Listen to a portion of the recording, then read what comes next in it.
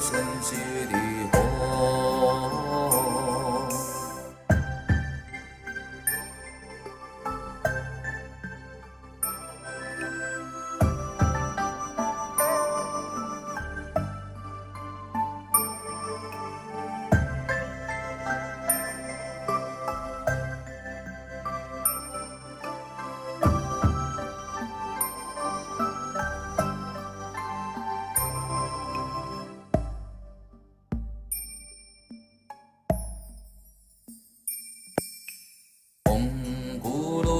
生悉地吽，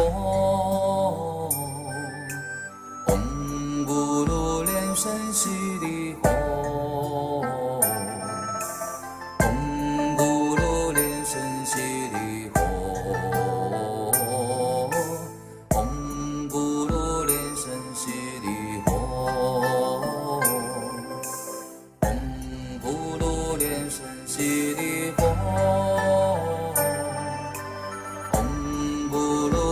生悉地吽，唵咕噜连生悉地吽，唵咕噜连生悉地吽，唵咕噜连生悉地吽，唵咕噜连生悉地吽。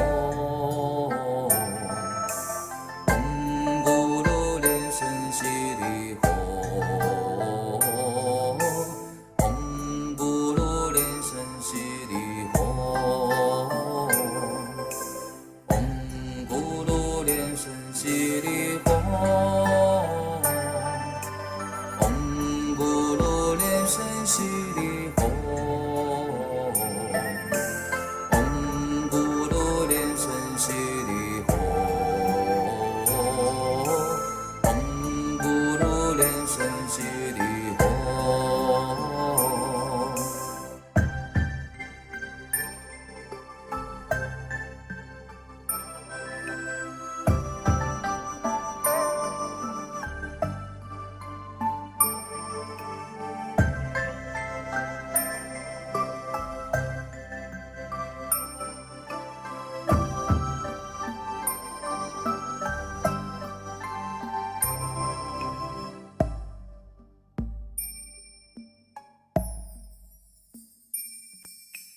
唵咕噜连生悉地吽，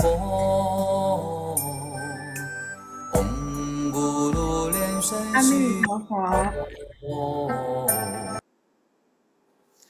阿弥陀佛，世界各地的莲花童子们，大家早上好，午安，晚上吉祥。我是来自马来西亚沙巴州本觉雷藏寺的莲花美儿助教。今天是2024年4月26日，星期五。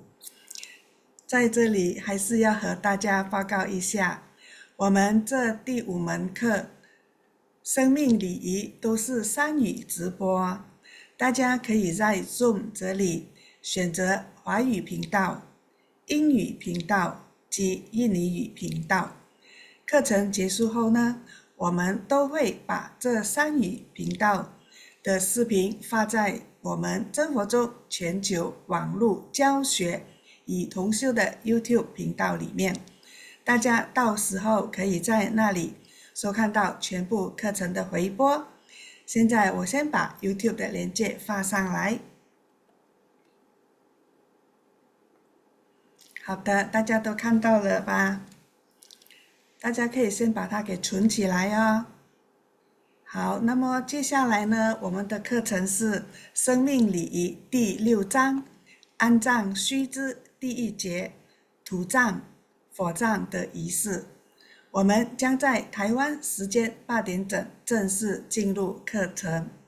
上个星期我们学习了第4章，家属亡者须知之第6节，如何解除逝去亡者的伤痛。今天就开始新的第6章，大家一定很好奇，我们是不是忘记了第5章了呢？当然不是了，只是因为第5章我们有另外的上师授课，所以我们就先把武自在老师的课程先完成。对，就是这样，和往常一样，我们请你们，如果你们喜欢武自在老师授课的，请在留言区和我互动一下，打上666好吗？ YouTube 跟这个 Facebook 的同门也希望你们可以打上来和我们一起互动啊！我也是要打66666，喜欢武自在老师授课的都打上666。好的，谢谢。我看到我们的辅导员丽丽助教、一才讲师都有打上来，好多同门都打上来了。我们 YouTube 的同门少明师姐、以恋师姐，还有我们 Facebook 的 Alan 师兄都有打上来。好，谢谢大家的互动，太感动了，谢谢大家。武自在老师，我们都很喜欢你哦。不对，我们都喜欢你的授课。也是啦，我们也是很喜欢你啦，也是没有错，我们都是喜欢你的。那么今天在课程结束之后呢，依然会有释疑解惑的环节，我们依然会恭请武自在老师为大家一一的解答疑惑。在这里温馨的提醒大家，您的问题一定要跟今天的课程有关，千万不要问一些课外的问题，让到我们无从回答，好不好？谢谢大家。好，先看看谁到了现场。看到了我们教育处的处长联合上师早安，还有我们的一才讲师晚安，我们的武自在老师晚上好，还有新加坡的丽琴师姐晚安，秀居师姐晚安，还有这个私立街觉华堂的陆和师兄晚安，丽红助教晚上好，易英师姐晚上好，这个印尼的利安娜助教晚上好，德旺助教晚安，还有我们的翻译员兴隆助教晚上好，一笑助教晚上好，李刚亮师助教晚安，龙城助教晚上好，一翔师兄晚上好，老钟师兄晚安，香港的健全助教晚上好，小金师姐忽然间不见了，我们美国的彩虹助教晚安，飞浪师姐晚上好，小金师姐又出现了。好的，那么我们等下呢结束之后呢，还是会来一个大合照，所以大家尽量把你们的这个摄像头打开，把头发弄美一点，衣服整齐一点。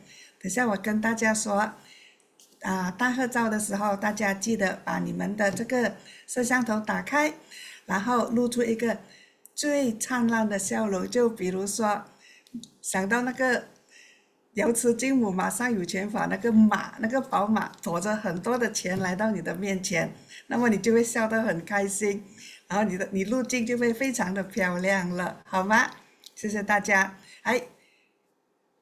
再一次欢迎所有在线上的上师、教授师、法师、讲师、助教及世界各地的莲花童子们，欢迎大家参加今天的课程。那我还是要再很温馨的跟大家说一下，希望你把摄像头打开，并写上你的法号比如说莲花美娥莲花丽丽这样子，方便我们更进一步的认识，好吗？这样子我就可以和大家打招呼，我们就可以互动了嘛。温秀师姐晚上好，美具师姐好，金仙师姐好，国龙讲师好。那么我在这边呢，想问一下大家，请问你们都加入了我们 WhatsApp 的大家庭了吗？什么大家庭呢？就是我们在我们的网络大学呢，在 WhatsApp 开设了一个生命礼仪的互动群。我想大家几乎每个星期都有听到，对吧？但是我发现，就算我们每个星期有跟大家呼吁， 师兄师姐yang bergabung di channel YouTube, Zoom maupun Facebook. Saya ingin bertanya kepada sesiung sejie semua, apakah semuanya sudah bergabung dalam grup WhatsApp? Karena kelas Dharma Universitas Chenfo ini memiliki grup interaksi di WhatsApp. Di sana kita saling berbagi refleksi diri atau pengalaman belajar kita selama mempelajari materi dalam kelas Dharma Universitas Chenfo ini. Bagi teman-teman yang belum bergabung, tolong diinfokan untuk bergabung dengan grup WhatsApp kita. Dan kita memiliki grup WhatsApp dalam dua bahasa. Yang pertama adalah bahasa Mandarin, yang kedua adalah dalam bahasa Indonesia. Meskipun kebanyakan peserta dari Indonesia bergabung dalam grup WhatsApp Indonesia, tetapi ada juga yang bergabung dalam grup WhatsApp bahasa Mandarin. Itu tidak masalah. Malam ini kita juga kembali mengundang guru pembimbing kita, yaitu Saudara Wu Zizai, yang sangat berpengalaman dalam ritual kehidupan, terutama dalam ritual kematian. Hari ini topik kita adalah tentang persemayaman. Apa bedanya ritus pemakaman dan kremasi? Bagaimana pandangan dan ajaran Ma Guru Lien Shen terhadap persemayaman, pemakaman, dan kremasi? Semuanya akan kita kupas dalam kelas kita malam ini. Karena waktunya sudah tiba, maka segera kita undang guru pengajar kita, yaitu Saudara Wu Zizai, untuk membimbing kita dalam kurikulum kelima Universitas Daring Chenfo, Ritual Kehidupan. Bab 6, pengetahuan tentang persemayaman. Bagian 1, ritus pemakaman dan kremasi. Karena waktunya telah tiba, marilah kita mulai kelas kita dengan beranjali dan menghaturkan sembah puja kepada Mahamulacarya Lien Shen, kepada para guru silsilah Chenfo Chung, kepada para Buddha Bodhisattva Dharmapala di altar mandala. Memohon pemberkatan supaya kelas kita hari ini berjalan dengan lancar dan manggala. Marilah membentuk mudra Padma Kumara. Rapal mantra sebanyak 7 kali. Om Guru Lien Shen Siti Hom. Om Guru Lien Shen Siti Hom. Om Guru Lien Shen Siti Hom. Om Guru Lien Shen Siti Hom. Om Guru Lien Shen Siti Hom. Om Guru Lien Shen Siti Hom. Om Guru Lien Shen Siti Hom. Amitofo. Yang terhormat guru pembimbing kita Saudara Wu Zizai, Ketua TBF Acarya Lianhua Chengchu, Ketua Divisi Pendidikan Acarya Lianhe, kepada Ketua Divisi Publikasi Acarya Lianye, kepada Ketua Divisi Humas Acarya Lianjia, kepada Acarya Lianfei, kepada para Acarya Dharmacarya, Biksu-Biksuni, Pandita Dharmaduta, dan Pandita Lokapala Seraya, serta sesiung suci Padma Kumara sekalian di seluruh dunia. Selamat pagi, selamat siang, selamat malam. Sarwa Manggala, selamat datang dalam kelas kita hari ini. Saudara Wu Zizai akan membimbing kita dalam kelas kita tentang bab 6, yaitu pengetahuan tentang persemayaman, ritus pemakaman, dan kremasi. Marilah kita sambut guru pembimbing kita, Saudara Wu Zizai, untuk memberikan penjelasan lebih rinci tentang pemakaman dan kremasi.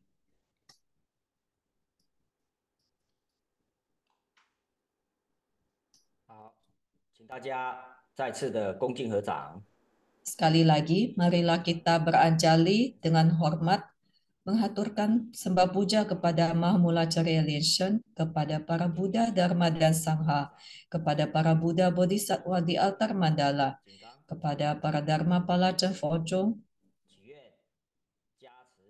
Semoga Mula Ceria dan para Buddha Bodhisattva memberkati kita supaya kelas kita malam ini berjalan dengan lancar dan semuanya mendapatkan manfaat yang berlimpah. Semoga Dharma Tantra Chen Fo-Chong dapat menyebar di seluruh dunia. Yang terhormat Ketua TBF Acarya Lianhua Cheng Chu,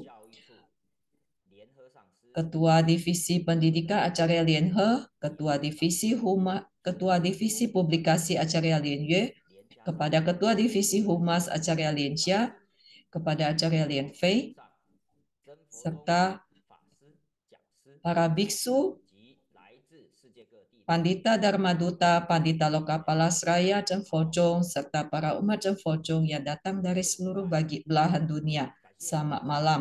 Sarwa Manggala. Saya adalah U Tzu Tsai. Terima kasih atas kehadiran kalian semua dalam kelas kita kali ini, yaitu ritual kehidupan. Secara khusus saya menghaturkan terima kasih kepada Divisi Pendidikan dari TBF yang telah menyusun materi serta tim penerjemah.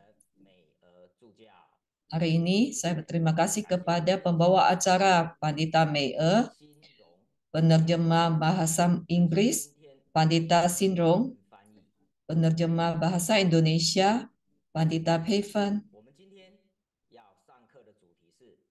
Dan topik kita hari ini adalah bab 6, pengetahuan tentang persemayaman. Bagian 1 yaitu ritus pemakaman dan kremasi. Minggu lalu kita telah membahas tentang bagaimana mengatasi kesedihan karena kepergian mendiang.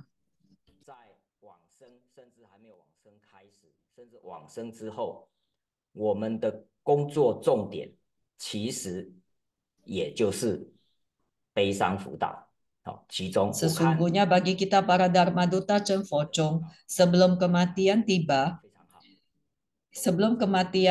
mendiang tiba, kita pun telah memulai tugas kita sebagai pembimbing dalam mengatasi perasaan duka itu.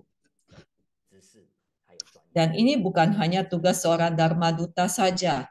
Setiap orang dari kita juga perlu memahami hal ini.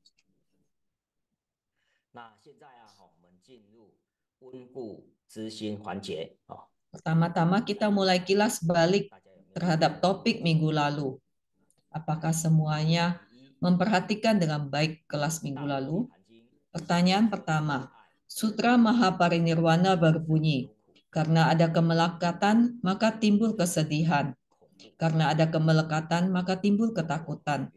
Bila terbebas dari kemelekatan, maka tiada kesedihan dan ketakutan. Istilah kemelekatan ini mewakili apa? A. Dwesa atau kebencian. B. Loba atau keserakahan. C. Moha atau kebodohan. Silakan menjawab di kolom chat.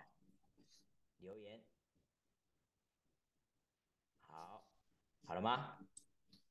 还在回答哦，等大家都回答，我看一下答案。 Masih banyak yang sedang menjawab. Ada yang menjawab A, ada yang menjawab B, ada juga yang menjawab C. 悲伤辅导可以用在任何方面，没有错。好，再来 B 加 C 哦，好。 Ada juga yang menjawab B dan C. Jawaban yang tepat adalah B, loba atau keserakahan. Jadi kemelekatan mewakili loba atau keserakahan. Karena adanya keserakahan akan rasa cinta, maka timbullah kepedihan atau kesedihan. Pertanyaan 2. Dalam Dharma Desana, Dharma Raja Lenshen menjelaskan tentang 8 duka atau penderitaan. Manakah yang tidak termasuk? A. Duka kelahiran, duka kematian. B. Duka karena keinginan yang tidak tercapai. C. Duka karena kekurangan uang. D. Duka sakit, duka penuaan. 继续有 D 有 D 对。Hampir semua menjawab C, tetapi ada juga yang menjawab D. 有 C， 好，正确的答案是 C。 Jawaban yang tepat adalah C. 是所谓的 Duka karena kekurangan uang. 专有名词啦，生苦、食苦、求不得苦。 Karena yang lainnya itu merupakan istilah dalam Buddhisme, jenis-jenis duka. Sesungguhnya C juga benar, karena kekurangan uang kita juga mengalami duka, tetapi tidak ada istilah ini di dalam Buddhisme. Duka karena kekurangan uang itu termasuk dalam duka karena keinginan yang tidak tercapai.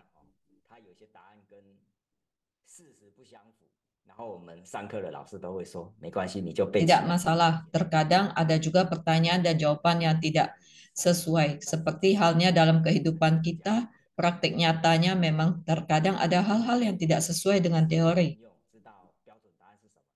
Jadi kita harus bisa fleksibel dalam memanfaatkan pengetahuan yang telah kita miliki. Pertanyaan ketiga, Dharma Raja Lenshen menggunakan kisah Sang Buddha dalam membimbing insan supaya dapat terbebas dari kesedihan mendalam karena kehilangan orang yang dikasihi. Hal apakah yang harus kita pahami? Sebab hal itu adalah sesuatu yang alami dan tidak terelakkan. A. Ritual keagamaan. B. Kematian. C. Biaya prosesi ritual. Pertanyaan ini lebih sederhana dan seharusnya semua benar.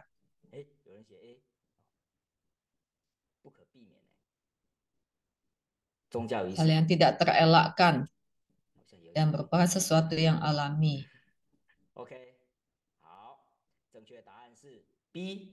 Jawaban yang tepat adalah B, kematian. Jadi kematian itu sudah pasti tidak terelakkan. Tentu saja, begitu kita terlahirkan, arah hidup kita pada akhirnya adalah kematian. Jadi ada kelahiran, pasti ada kematian.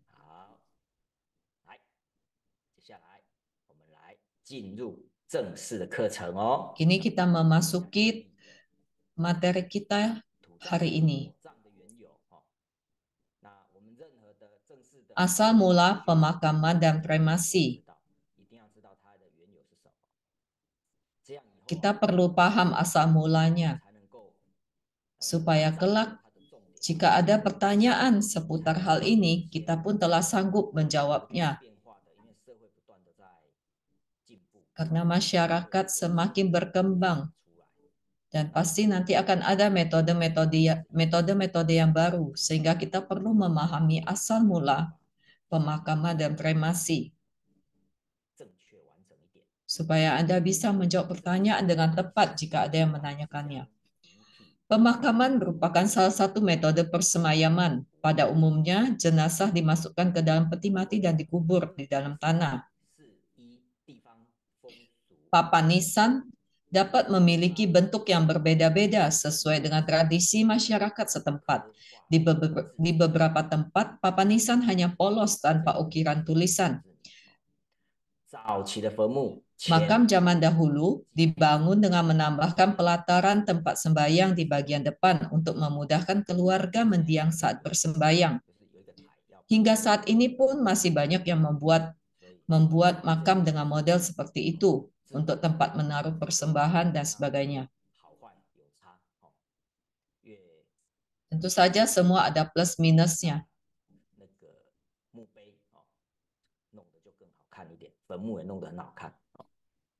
Zaman sekarang model batu nisan juga bisa ada bermacam-macam dan modelnya juga desainnya bisa lebih bagus. Zaman dahulu lebih sederhana.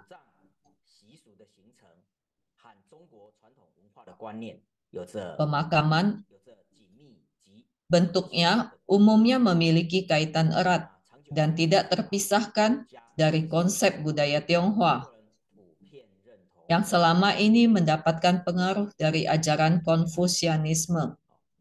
Orang Tiongkok setuju dengan pepatah beristirahat tenang dalam tanah, yang berarti bahwa manusia yang meninggal seharusnya kembali ke tanah.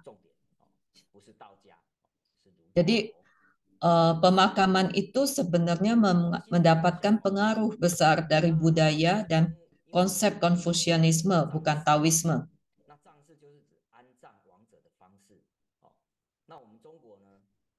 Karena topik kita adalah persemayaman, persemayaman itu mengacu pada cara mempersemayamkan jenazah. Tradisi dalam masyarakat Tiongkok umumnya adalah pemakaman, baik dengan tanah saja maupun dengan petak makam. Jadi dari mana munculnya kremasi? Kremasi di Tiongkok bermula dari sebagian suku minoritas. Dan pada dinasti Tang, ada kaum Buddhis yang menjalani kremasi.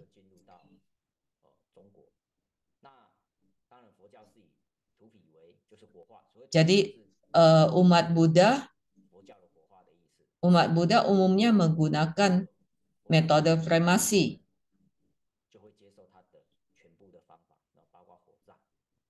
Tentu saja pada saat penyebaran agama Buddha itu berasimilasi dengan kebudayaan setempat dan masyarakat pun menerima metode kremasi. Lalu pada zaman dinasti Song Selatan, kebiasaan ini menyebar luas dan menjadi tradisi baru di masyarakat.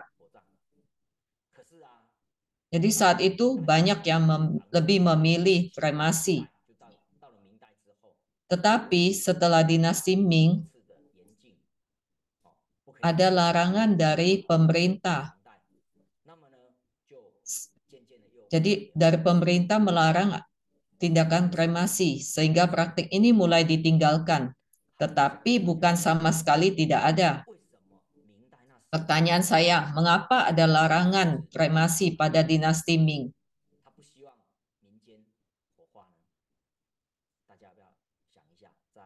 Coba kalian pikirkan, mengapa pada zaman dinasti Ming, pemerintah melarang kremasi? Bagi yang tahu boleh menuliskannya di kolom chat. Saya berikan waktu 3 detik.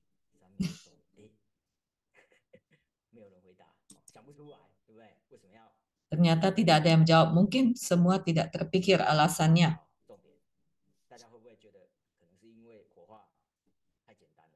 Apakah kalian merasa karena kremasi itu sangat sederhana?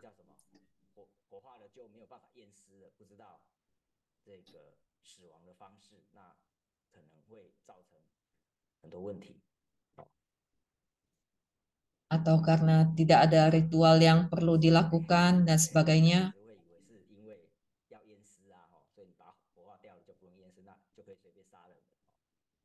Jadi setelah dikremasi bisa ditaburkan di mana saja abunya. Tetapi alasannya bukan itu. Tadi sudah dikatakan bahwa pemakaman mendapatkan pengaruh budaya dari Konfusianisme.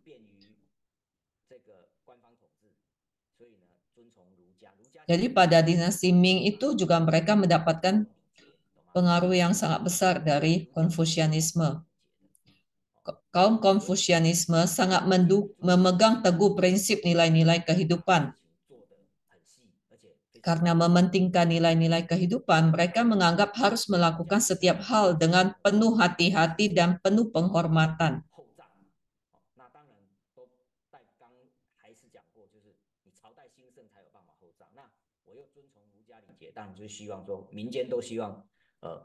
Jadi kaum Konfusianisme mementingkan bakti kepada leluhur. Jadi jika dikremasi, banyak sekali ritual yang dipangkas menjadi sederhana. Bagi mereka itu seperti kehilangan nilai-nilainya. Karena itulah pada zaman dinasti Ming, mereka menolak kremasi karena prosesnya sangat-sangat sederhana. Mereka menjunjung tinggi nilai-nilai kehidupan dan nilai bakti.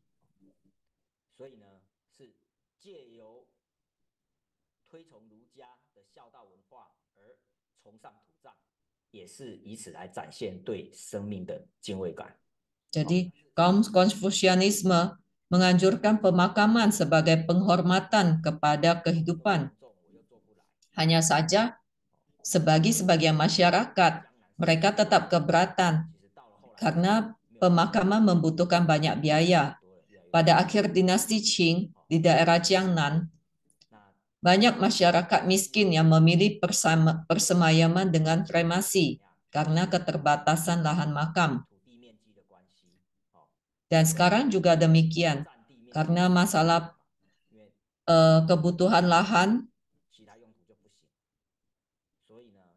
keterbatasan lahan pemakaman, maka perlahan-lahan pemikiran masyarakat pun semakin berubah. Jadi istilahnya orang mati jangan berebutan tanah dengan orang hidup. Di masa dinasti Zhou ada buku berjudul Li Ji Ji. Bunyinya yang mencatat kalimat manusia pasti meninggal. Setelah meninggal pasti kembali ke tanah. 归也，精气归于天，肉 Dan 归 di 于地。 dalam karya klasik Han Shi Wei Chuan ada kalimat berbunyi, manusia yang meninggal disebut hantu. Hantu pun berpulang, spiritnya berpulang ke langit, tubuhnya berpulang ke bumi. Lalu dalam buku Li Ji, Jiao Te Sheng mencatat kalimat, jiwa kembali ke langit, raga kembali ke bumi. Jadi yang tak berbentuk kembali ke langit, yang berbentuk kembali ke bumi. Jadi beberapa literatur tersebut menunjukkan konsep tradisi orang zaman dahulu yang berpendapat bahwa setelah seseorang meninggal, arwahnya akan kembali ke langit, sementara tubuhnya akan kembali ke bumi. Saya akan menambahkan sedikit sudut pandang saya. Dari sudut pandang biaya, pemakaman membutuhkan biaya yang lebih besar daripada kremasi. Itu sudah pasti. Yang pertama, kita perlu membeli petak makam. Di daerah perkotaan, karena keterbatasan lahan, harga petak makam itu semakin membumbung tinggi. Biasanya kita mencari pemakaman yang lebih dekat dengan rumah kita, yaitu di daerah perkotaan, jadi harganya juga semakin tinggi. Selain itu, di beberapa tempat harga petak makam juga bervariasi. Jika tempatnya lebih terkenal, harganya semakin mahal. Apalagi di negara maju yang tanahnya terbatas, harga tanahnya menjulang tinggi, harga pemakaman tentu semakin tinggi. Jadi, hanya orang kaya yang memiliki dana untuk melangsungkan pemakaman, karena masih harus mengeluarkan biaya pengerjaan liang makam, batu nisan, area sekeliling makam, penghijauan sekeliling makam, dan sebagainya. Batu nisan masih mau diukir lagi dengan nama mendiang dan informasi tentang dia semasa hidup. Lalu pengerjaan tentang sekeliling makam itu membutuhkan tenaga ahli dan ahli konstruksi, membutuhkan material. Begitu pula dengan sekeliling makam harus dilakukan penghijauan, menanam pohon-pohon, membuat tamannya.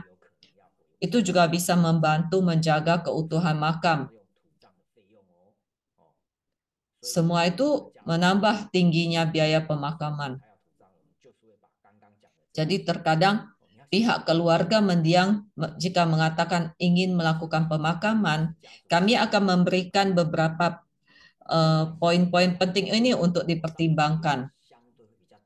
Sebaliknya, kremasi hanya membutuhkan sedikit biaya, hanya biaya kremasi dan kotak abu. Tentu saja kita belum menyinggung masalah biaya penempatan di rumah abu atau stupa abu. Itu memang membutuhkan biaya, tetapi tetap saja biayanya jauh lebih murah daripada pemakaman karena tidak butuh membeli tanah makam dan tidak perlu pengerjaan konstruksinya.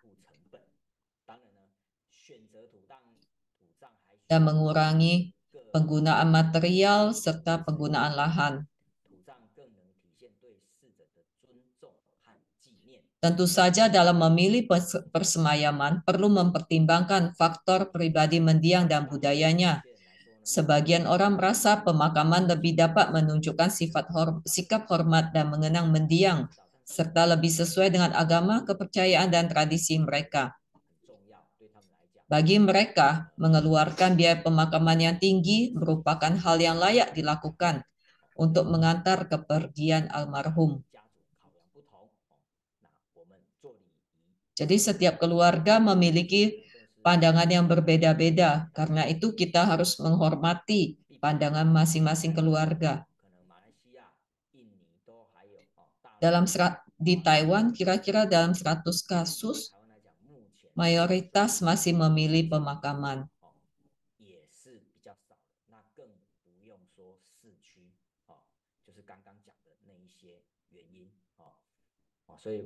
Tetapi sekarang sudah semakin banyak yang memilih kremasi karena faktor-faktor biaya dan sebagainya.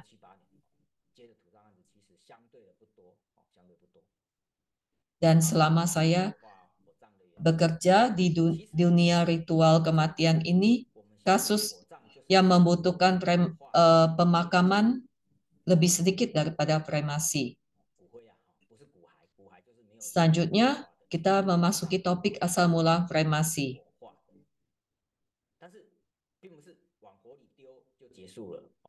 Jadi setelah dikremasi, tetap ada abu, lalu abunya juga disemayamkan. Nanti kita juga akan membahas beberapa macam pemakaman lainnya yang semuanya mendapatkan pengaruh dari kremasi. Literatur yang pertama kali mencatat tradisi kremasi di Tiongkok adalah buku Mo Zi Jie Zhang Xia. Jadi sesungguhnya kremasi sudah lama ada, tetapi karena pemerintah lebih mendukung prinsip Konfusianisme yang mementingkan banyaknya nilai-nilai dan ritual, maka lebih mementingkan pemakaman. Dan di dalam buku Mo Zi ini tercatat bahwa di sebelah barat negara Qin terdapat negara Yiqi. Di sana, apabila ada yang meninggal, maka akan dibakar di atas kayu. Hal ini dinamakan Tengxia atau naik ke langit. Dengan melakukannya, maka anak mendiang dianggap telah berbakti. Penjelasan kalimat ini adalah bahwa di sebelah barat negara Qin terdapat sebuah negara yang bernama Yiqi. Di sana terdapat tradisi persemayaman sebagai berikut. Apabila orang tua meninggal, maka anaknya akan mengumpulkan kayu dan membakar jenazah orang tua. Asap yang naik ke langit menandakan orang tua telah naik menjadi dewa, dan sang anak pun akan disebut anak berbakti. Jadi jika Anda ingin berbakti, maka Anda harus melakukan kremasi bagi orang tua. Jadi ini juga prinsip yang dikemukakan oleh Mo Zi. 接下来就是说，这个墨子呢，他的记载呢，被认为，这是一种尊重和 Dalam 节 buku ini, Mo Zi menuliskan bahwa kremasi merupakan bentuk penghormatan dan juga kepraktisan. Jadi ini kita bahas dari sudut pandang Mo Zi. Meski demikian, pada masa itu, kremasi bukanlah yang utama dilakukan di masyarakat.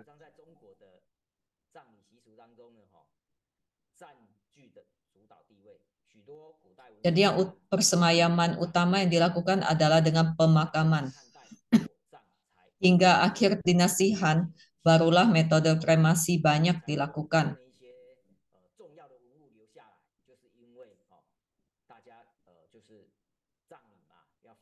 Oleh sebab itu, hingga kini kita memiliki banyak artefak di Tiongkok. Karena pada saat dimakamkan, biasanya dibawakan benda-benda penting lainnya, benda-benda pusaka.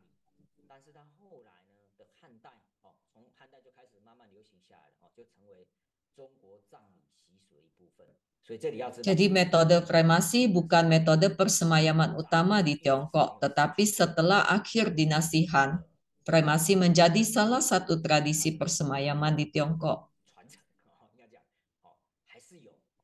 Jadi meskipun jarang dilakukan, tetapi tetap ada yang melakukan kremasi. Setelah dinasti Han baru menjadi salah satu metode utama. Jadi terkadang metode persemayaman pun tergantung dari dinasti yang sedang berkuasa.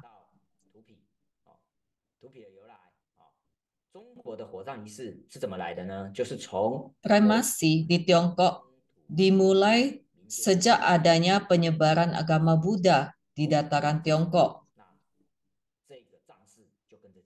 Sebab pada masa kehidupan Sang Buddha, penyebaran agama Buddha membawa banyak kebiasaan baru, membawa tradisi kremasi.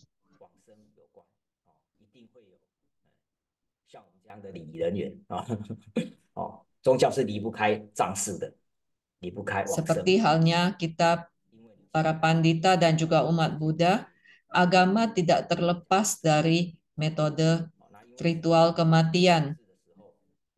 Karena topik kematian sangat dekat dengan topik agama. Pada masa kehidupan Sang Buddha, kremasi merupakan ritual resmi di India.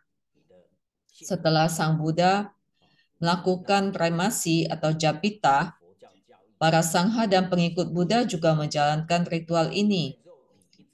Ya biasanya karena guru kita melakukan apa, maka siswanya pun mengikuti. Agama Buddha menganjurkan kremasi karena ajaran Buddha menitik beratkan pelatihan rohani. Tubuh jasmani dianggap sebagai alat atau media bagi spirit dan kesadaran. Yang dikhawatirkan adalah setelah meninggal, seseorang masih melekati tubuh jasmaninya sehingga tidak sanggup terbebaskan.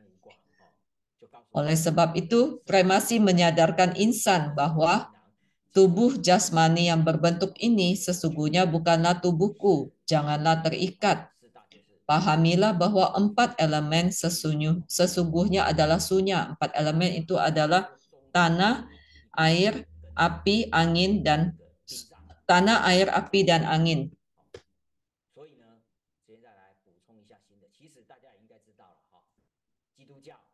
Tentu kalian semua juga tahu bahwa dalam agama Kristiani tidak ada aturan pakem terhadap pemakaman dan kremasi.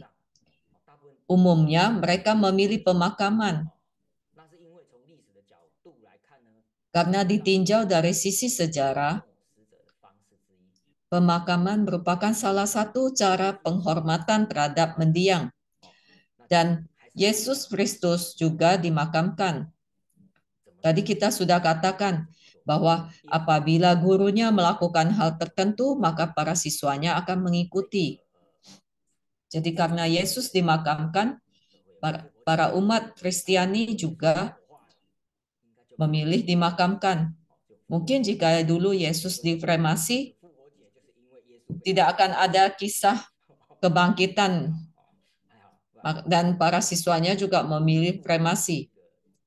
Tetapi karena dimakamkan, maka ada kisah tentang kebangkitan Yesus. Umumnya kaum Nasrani berpendapat pemakaman maupun kremasi sama baiknya. Yang terpenting adalah mengenang mendiang semasa hidup dan menguatkan keyakinan agama mereka. Jadi dalam agamanya tidak ada disarankan pemakaman ataupun kremasi.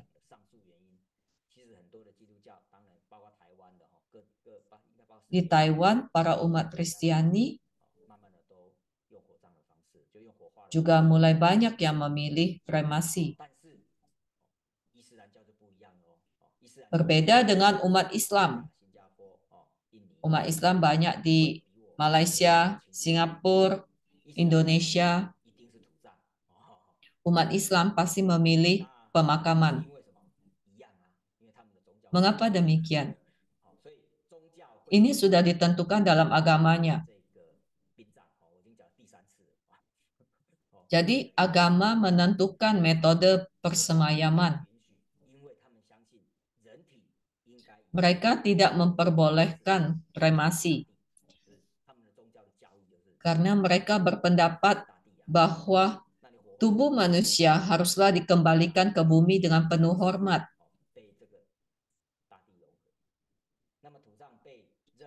Kremasi tidak bisa mengembalikan tubuh kepada bumi.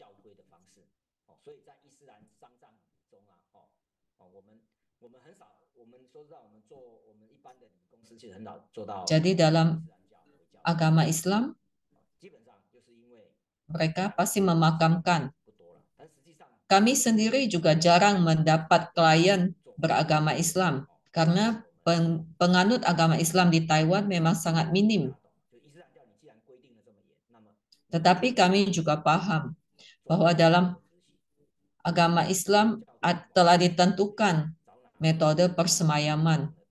Biasanya mereka telah menunjuk bagian yang bisa mengurusi jenazahnya supaya bisa diperlakukan sesuai agamanya. Biasanya jenazah dibersihkan, dibalut kain kafan dan dimakamkan mengarah ke Mekah. Umat Islam mementingkan perlunya penerapan ajaran agama dalam setiap tahap kehidupan. Oleh sebab itu, mereka tidak menyukai perubahan. Pemakaman tidak hanya menjadi sebuah tradisi, tetapi juga menjadi bentuk pengamalan agama. Jadi metode pemakaman menunjukkan penghormatan terhadap mendiang, serta pemahaman terhadap konsep kehidupan dan kematian dalam agama Islam. Jadi dalam memilih metode persemayaman, keluarga mendiang perlu mempertimbangkan faktor agama dan latar belakang budaya mendiang serta keluarganya. Jadi agama yang menentukan persemayaman. Yang penting, ritual ini menunjukkan penghormatan bagi mendiang serta memenuhi kebutuhan dan keinginan keluarga. Jadi mau pemakaman ataupun kremasi tergantung agama almarhum, agama mendiang, dan juga pihak keluarga inginnya seperti apa.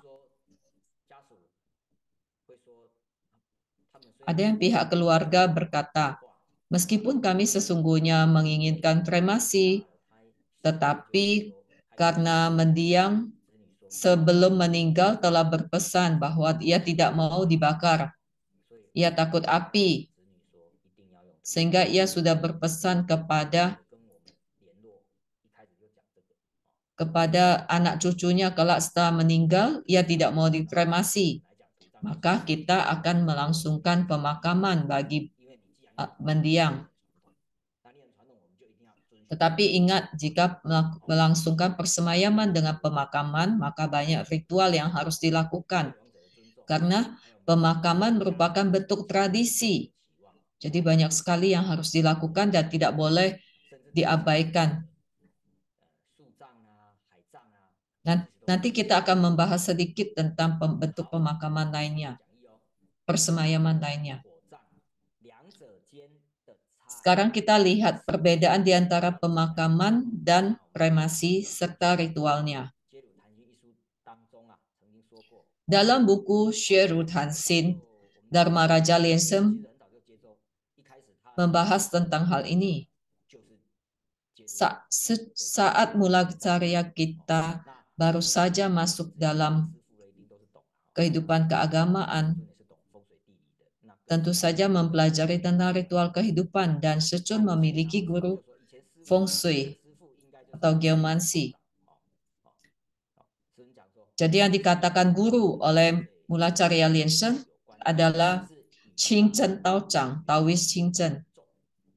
Dalam buku Sheru Tansin, Dharma Raja Liansheng berkata, dahulu guru mengajari saya bahwa geomansi atau Feng Shui berhubungan dengan tanah dan sangat erat hubungannya dengan bumi.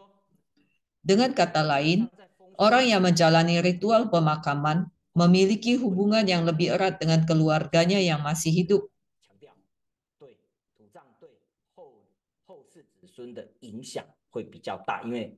Dengan kata lain, pemakaman memiliki dampak yang lebih mendalam terhadap keturunan atau keluarga mendiang. Sementara itu, pada ritual kremasi, saat mulai terbakar, semuanya berubah menjadi udara. Meskipun menjadi abu ya, tetapi tetap saja terjadi perubahan bentuk, sehingga hubungannya dengan bumi menjadi lebih jauh. Dengan kata lain, orang yang menjalani ritual kremasi lebih sedikit pengaruhnya terhadap keturunannya. Jadi seusai prosesi, persemayaman dengan pemakaman itu masih memiliki efek terhadap keturunan, tetapi untuk memilih pemakaman memiliki efek yang lebih mendalam, sedangkan yang kremasi lebih sedikit efeknya terhadap keturunan.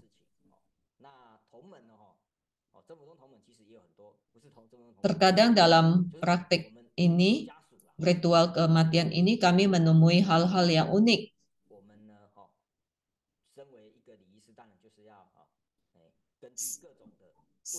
Sebagai seorang petugas ritual kematian, terkadang kita harus membantu keluarga untuk menyelesaikan permasalahan mereka meskipun permasalahannya tergolong unik.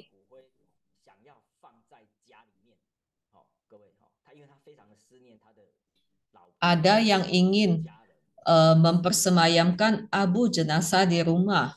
Mungkin ia masih mengingat istrinya, atau juga karena masalah keuangan, jadi ia tidak mau memesan tempat di stupa atau rumah abu.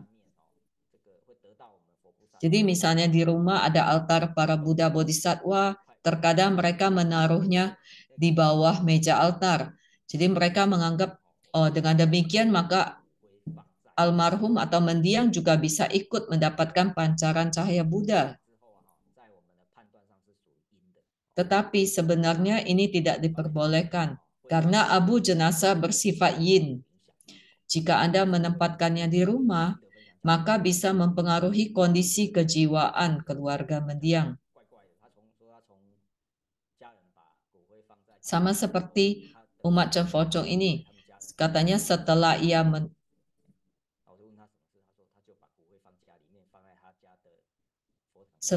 menaruh abu dari mantan istrinya di bawah altar di rumahnya, anggota keluarganya sering mengalami gangguan. Setelah menceritakan hal ini kepada saya, maka saya menganjurkan untuk mencari waktu yang tepat untuk membereskannya. Pengecualiannya adalah pada seorang mahasidi apabila memang sadaka yang apabila mendiang adalah seorang mahasidi, maka tidak akan ada pengaruhnya. Tetapi jika bukan mahasidi, maka tidak boleh ditempatkan di rumah.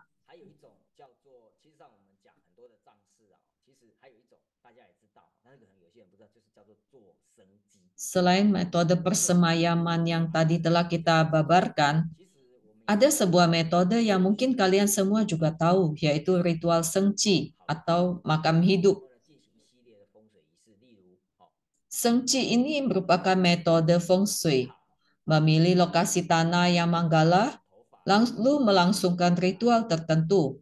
Misalnya menanam plakat bertuliskan angka kelahiran kita, rambut, potongan kuku, baju, dan lain-lain. Semuanya ditanam di tanah yang manggala tersebut. Jadi semua benda itu seperti benda pengganti atau substitusi tubuh kita.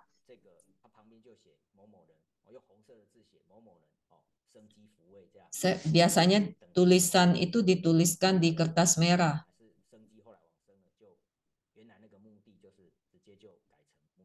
Saya pernah melihat Shengqi seseorang yang kemudian setelah meninggal, tanah itu digunakan untuk tanah makamnya. Di Chen Focong juga ada ritual Shengqi. Sebentar lagi Mahaguru Lenshen juga akan melangsungkan ritual Shengqi. Ritual Shengqi membutuhkan ahli feng shui dalam memilih lokasi dan menjalankan ritualnya. Mahaguru juga mentransmisikan langsung talisman untuk melakukan Shengqi. Dan ini merupakan ritual rahasia, jadi tidak dibabarkan secara luas. Jika Anda memang berbakat, Anda boleh mengajukannya kepada Mulacarya Lin Sheng untuk mendapatkan transmisi talisman Sengci. Ada semacam lagi persemayaman yang dinamakan persemayaman pakaian. Jadi ini bukan menggunakan benda-benda sengci, bukan kuburan hidup ya, tetapi pakaian. Mengapa demikian? Ada umat yang bertanya kepada saya. Katanya, ia telah memesan tempat di Wihara Wajragarba, Taiwan, tempat abu. Tetapi ia juga ingin menaruh abunya di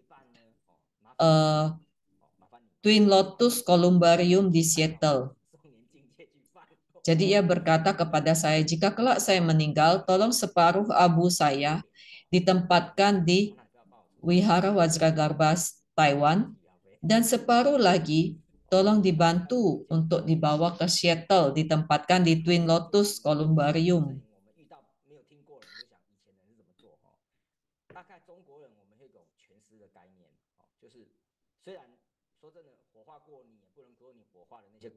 Sebenarnya kita masih menjunjung tinggi adat istiadat dan tradisi orang Tionghoa. Meskipun kremasi telah membakar semua jenazah menjadi abu, tetapi abu itu juga tetap tidak boleh dipisahkan.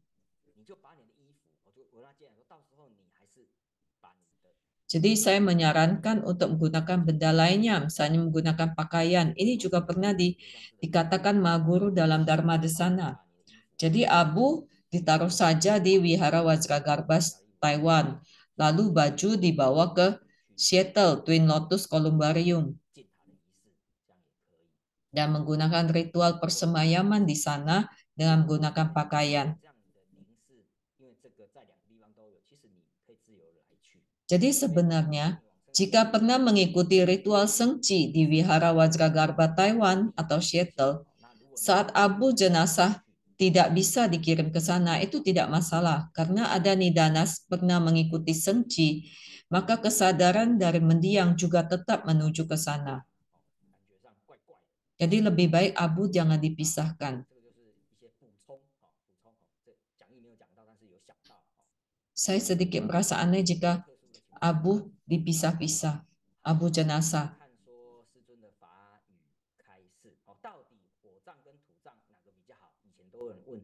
因为他那时候师尊写这个文章的时候是应该是很早期了，20-30年前了吧。所以那时候在台湾各地土葬还很多，所以每个人都在。Dulu saat Maguru mengemukakan konsep tentang persemayaman ini sekitar 20 tahun lalu. Jadi Sucun juga memberikan kesempatannya luas bagi para siswanya untuk memilih, tetapi beliau pribadi lebih memilih kremasi. Setelah kremasi, cukup menyisakan sedikit saja bagian untuk dikenang oleh keluarga. Ini merupakan hal yang baik juga. Selain itu, kremasi tidak membutuhkan tempat yang besar. Abu jenazah dapat dimasukkan ke dalam tempat abu dan disemayamkan di rumah abu, supaya pihak keluarga dapat mengenang leluhurnya. Asalkan tempat persemayam abu memiliki lokasi yang baik sesuai prinsip feng shui atau geomansi dan dilalui oleh energi bumi, maka itu merupakan tempat yang bagus. Kelas kita berikutnya, kita akan membahas tentang bagaimana memilih tempat abu yang baik.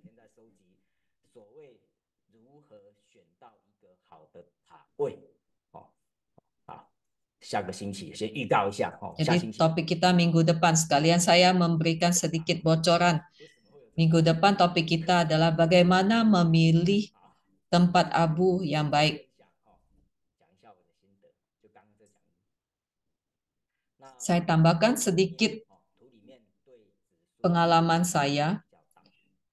Jika jenazah dimakamkan, maka energi tanah memiliki pengaruh yang besar terhadap keturunannya. Jadi setelah kremasi, menempatkan abu di tempat abu, apakah perlu melihat feng shui? perlu juga, tetapi tidak begitu berpengaruh, beda dengan pemakaman. Mahaguru pernah berkata, semakin rendah tempat penempatan guci abu, berarti semakin dekat dengan bumi. Maka semakin besar pengaruh feng shui yang dirasakan. Sebaliknya, semakin tinggi posisi guci abu, maka semakin kecil pengaruh feng shui yang dirasakan. Jadi biasanya jika ada stupa abu, bagian paling atas itu diberikan untuk para sangha. Bagian lebih bawah baru dijual bagi umat biasa.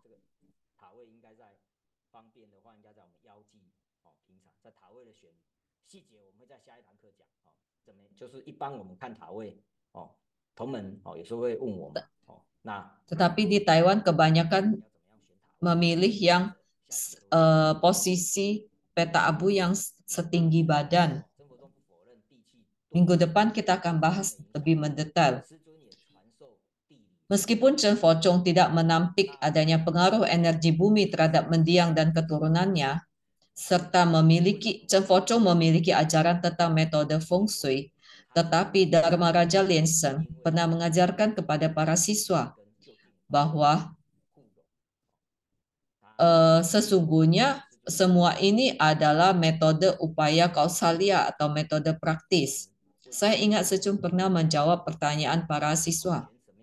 Ada siswa yang bertanya, saya harus bagaimana memilih tanah pemakaman supaya anak cucu saya bisa jaya. Secun menasihatinya bahwa Anda harus mengumpulkan berkah dan kebajikan. Demikian baru sungguh-sungguh dapat menguntungkan keturunan Anda. Jadi ada istilah, lahan berkah didiami oleh orang yang memiliki berkah. Jadi saya ulangi lagi bahwa sejatinya perlindungan bagi anak cucu dan manfaat bagi mendiang adalah dengan berkah dan kebajikan. Memang tanah yang bagus akan membawa kejayaan bagi keturunan, tetapi sesungguhnya yang paling berpengaruh adalah berkah dan kebajikannya. Hanya leluhur yang memiliki berkah dan kebajikan yang mampu melindungi keturunannya.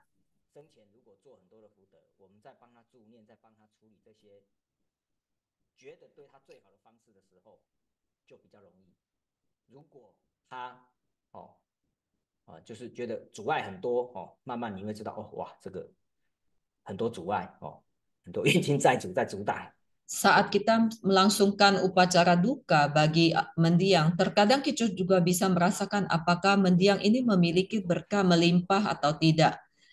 Jadi misalnya banyak sekali hambatan, itu berarti banyak rintangan karma, tetapi jika memiliki berkah, semuanya akan lancar. Biasanya saat memberikan dharma, sedikit sharing dharma kepada keluarga.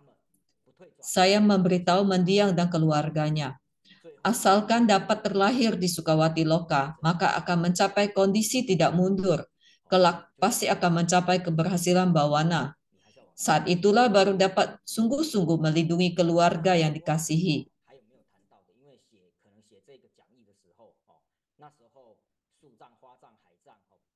Saat menulis tentang topik ini, memang belum populer persemayaman pohon, bunga, dan laut.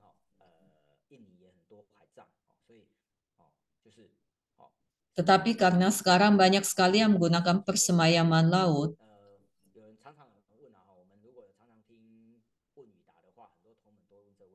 jadi saat sesi interaksi tanya jawab dengan Ma Guru, ada juga yang bertanya tentang persemayaman pohon dan persemayaman laut.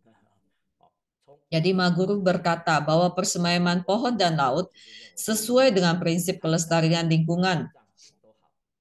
Tetapi jika ingin melakukannya, sebaiknya memilih persemayaman laut. Mengapa demikian? Dari sudut pandang dunia tak kasat mata, apakah ada dampak yang tidak baik? Ma Guru berpendapat bahwa persemayaman pohon itu bisa tumbuh akarnya dan semakin memanjang, semakin mendalam, sehingga bisa berpengaruh terhadap jenazah dan itu bisa mempengaruhi keturunannya. Jadi lebih baik persemayaman laut. Saya pernah menulis surat bertanya kepada Ma Guru.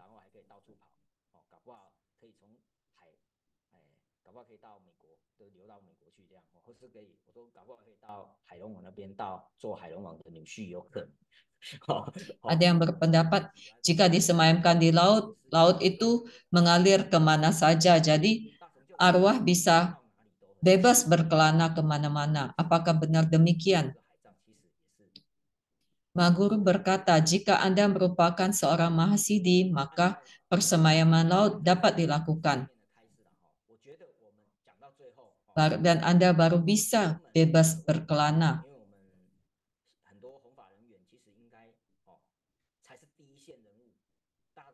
Biasanya para umat sering bertanya kepada kita, para Dharma Duta, karena kita para Dharma Duta merupakan lapisan pertama tempat mereka bertanya. Jika ada yang bertanya pada saya mana ya persemayamannya lebih baik, poin penting yang saya sampaikan adalah asalkan dapat terlahir di Sukawati, persemayaman apapun semuanya baik. Tubuh bardo mendiang tidak akan merasakan pengaruh feng shui, bahkan dapat senantiasa melindungi keturunannya. Ini merupakan pendapat pribadi saya. Sekarang kita melihat tentang ritus pemakaman dan kremasi Chen Fo-chung. Tadi saya mengatakan bahwa setiap agama, setiap ajaran agama perlu memiliki pandangan terhadap ritual kematian. Dan kita harus memiliki kesepakatan atau satu standar. Jadi tidak hanya ritual kehidupan saja, tetapi juga ritual kematian. Kita perlu memiliki standar yang sama. Dan ini saya ringkas supaya lebih sederhana. Ini berasal dari ritus pemakaman yang dibagikan oleh TBF. Yang pertama, memohon adistana dari Mulacarya Liansheng. Terlebih dahulu, Dharma Duta bervisualisasi dengan jelas Mulacarya Liansheng menetap di puncak kepala dan memancarkan cahaya adistana. Rapal mantra Padma Kumara 7 kali atau lebih. Lalu memercikkan air Mahakaruna Dharani dan membakar kertas mulia di liang makam. Tentu saja untuk menutup peti dan sebagainya itu semua tugas dari Dharma Duta. Lalu sebelum memasukkan peti mati, kita merapal mantra Amurva Bumi hingga selesai dimasukkan ke dalam makam. Tadi sebelum peti mati tiba di liang makam, kita japa mantra Padma Kumara dan Namo Amitabha. Lalu saat mau dimasukkan peti mati itu ke dalam liang makam, kita rapal mantra Amurva Bumi. Jika memungkinkan, boleh menambahkan Dharani Sukawati Yuha atau Wang Shenchou untuk melimpahkan jasa. Lalu keluarga mendiam mempersembahkan dupa dan memberikan penghormatan. Tim pemandu doa merapal mantra Padma Kumara atau Namo Amitabha. Selanjutnya, melimpahkan jasa. Semoga semua jasa dan pahala dilimpahkan bagi almarhum. Semoga Mulacarya dan para Buddha Bodhisattva memancarkan cahaya pemberkatan kepada almarhum, sehingga karma warana terkikis habis dan dapat terseberangkan ke Sukawati Loka. Selanjutnya, mantra Sataksara dan mantra Paripurna. Jika Anda tidak pernah melakukan ritual duka ini, mungkin Anda tidak terlalu fasih dengan hal-hal ini. Selanjutnya untuk ritus kremasi, memang lebih simple, lebih sederhana, tetapi boleh kita tambahkan sedikit supaya lebih bermakna.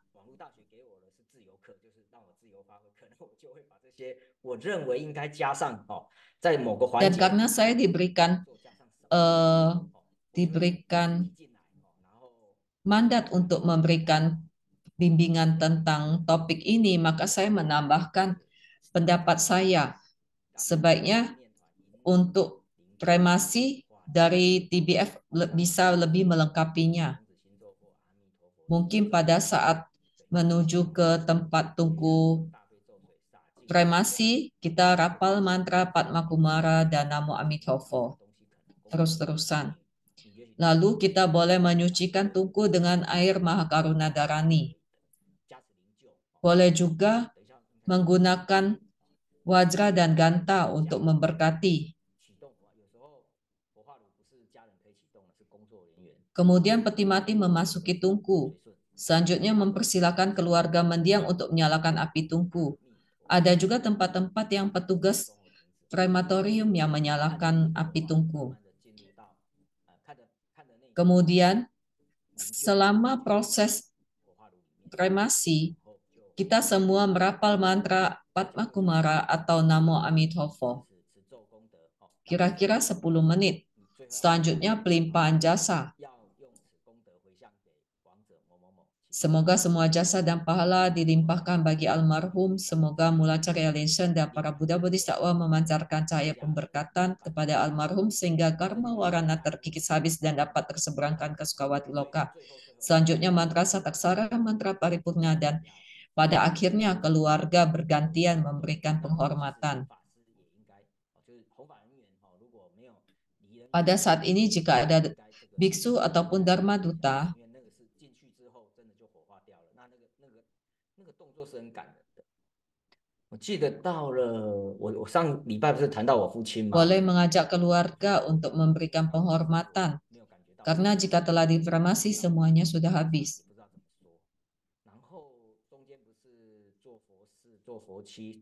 Saya pernah menceritakan bahwa saya saat kematian ayah saya juga tidak tahu harus bagaimana melampiaskan rasa duka itu.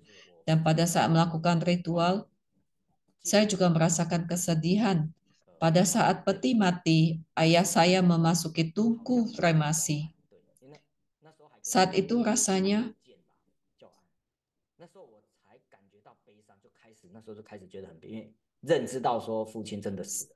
saat itu saya menekan tombol untuk kremasi dan saat itulah saya merasakan kesedihan.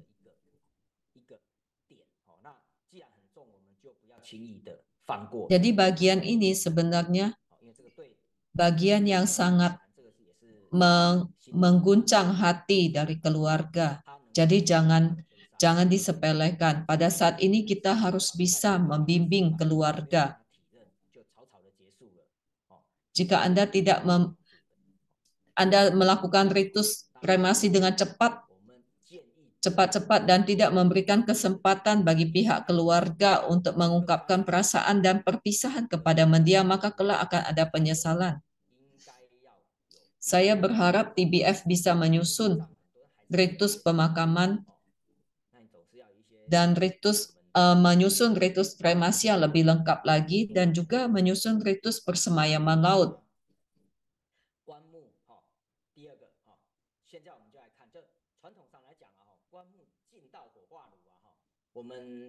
Secara tradisi, saat peti mati memasuki tungku kremasi, biasanya para keluarga meneriakkan api atau petugas kremasi meneriakkan, "Api datang, lekas pergi." Bagi umat Buddha, kalimat ini boleh diganti. Jadi setelah 8 jam, melewati 8 jam, pasti spirit itu sudah lepas dari badannya. Jadi tidak perlu disuruh lekas pergi lagi, meninggalkan badan. Tetapi kita harus membimbing mereka.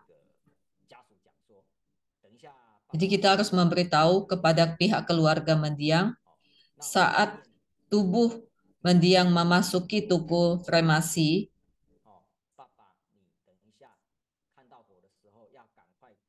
sebaiknya kita berkata, misalnya kepada ayahnya, "Ayah, saat api datang, Anda visualisasikan api itu menjadi cahaya terang Buddha Bodhisattva dan ikutlah cahaya terang itu." Saya rasa karena Cheng Fo Chom merupakan ajaran Buddha, Jadi boleh kita tambahkan di bagian itu supaya lebih khas bagi aliran Cefocong kita. Jadi pada saat kremasi kita bisa mengucapkan kalimat tersebut kepada pihak keluarga dan juga biksu atau acarya pada saat kremasi itu juga boleh memberikan adistana dengan wajra dan ganta. Karena tadi juga ada memercikkan air Mahakaruna Dharani untuk menyucikan tungku. Jadi karena kita boleh menambahkan penggunaan Wajraganta supaya lebih terasa nuansa khas Cemfocong. Coba kita lihat video ini.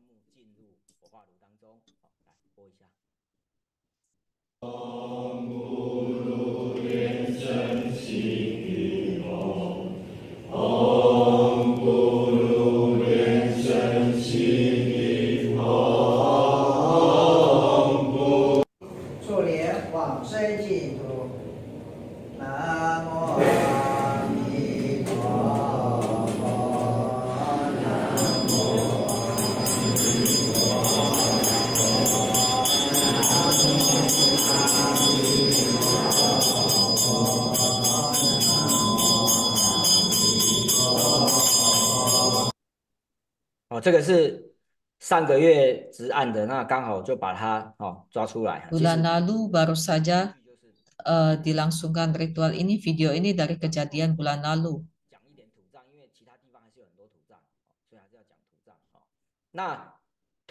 Dan ini saya ingin menambahkan tentang pemakaman.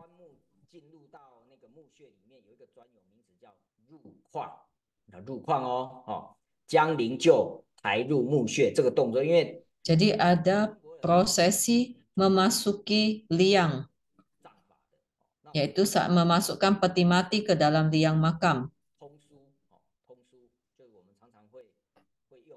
Kita di Cemfocong juga memiliki buku panduan hari. Di sana juga ada istilah rukwang. Kita boleh memilihnya jika ingin memilih hari pemakaman.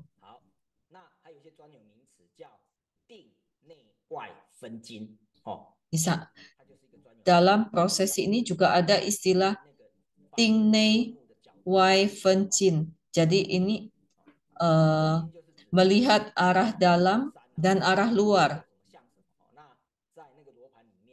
Jadi arah itu kita lihat dari jarum kompas Feng Shui. Di sana ada 24 bagian arah. Jadi ini sangat mendetail. Kalau hanya melihat yang sederhana saja, tidak butuh uang banyak. Tetapi jika kita ingin lebih mendetail, kita harus memanggil ahli Feng Shui. Dan itu membutuhkan biaya yang lebih besar. Jadi penentuan arah itu lebih mendetail lagi menjadi 24 arah. Sedikit pun tidak boleh meleset. Jadi ada sudutnya harus tepat. Jika Anda melihat buku khusus tentang Feng Shui pemakaman, Anda pasti pusing betapa banyaknya yang harus dipelajari. Di sana juga ada bagian luar arah dan bagian dalam. Bagian luar berkenaan dengan posisi batu nisan. Bagian dalam berkenaan dengan posisi peti mati. Jadi arah peti mati. Jadi biasanya posisi peti mati arahnya harus sama dengan batu nisan, tetapi terkadang harus digeser sedikit. Jadi bisa kita lihat di foto itu ada papan merah, itu adalah kompas lopan atau kompas Feng Shui. Mereka memilih arah yang tepat. Jadi biasanya menggunakan benang dipasang untuk mengukur sudutnya yang tepat.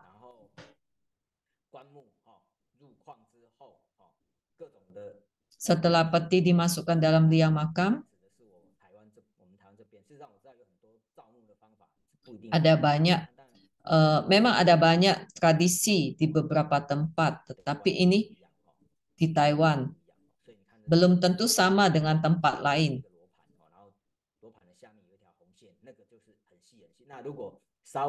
Mungkin ada yang memiliki pandangan yang berbeda. Jadi di Taiwan biasanya di atas liang makam dipasang kayu dan ditaruh papan lopan. Lalu mereka mengukur sudutnya dengan benang, harus pas. Tidak boleh ada selisih sedikit pun sudutnya.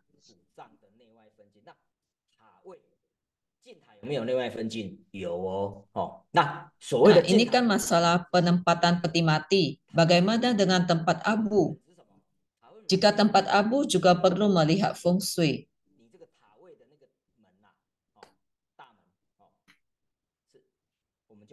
Bagian luar kompas feng shui itu dilihat dari pintu tempat abu. Jadi misalnya ada rumah abu, pintunya itu menghadap kemana? Itulah yang dilihat dari pada bagian luar kompas feng shui.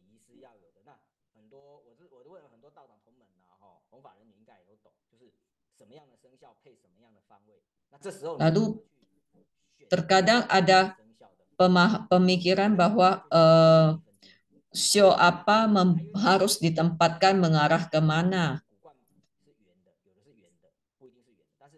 Lalu guci abu biasanya kan bentuknya bulat.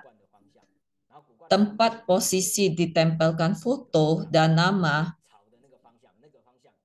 arahnya itulah yang dilihat dari lingkar dalam kompas feng shui.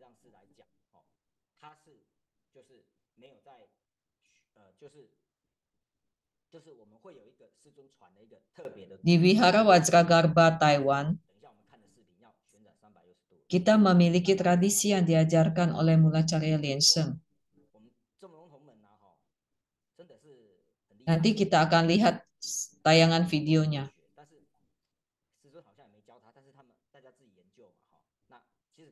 Yaitu saat memasukkan guci abu ke dalam peta abu diputar 360 derajat. Ada sebuah kisah, seorang ahli feng shui membuat makam bagi dirinya. Tetapi karena tidak ada koordinasi yang baik dengan pekerja, terjadi kesalahan arah penempatan batu nisan.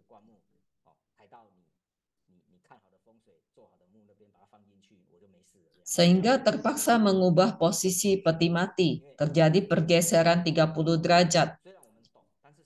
Hampir saja peti mati tidak dapat dimasukkan ke liang. Oleh sebab itu, untuk hal-hal ini kita harus membutuhkan kaum profesional. Jadi setelah melakukannya juga perlu koordinasi dengan petugas yang melakukan.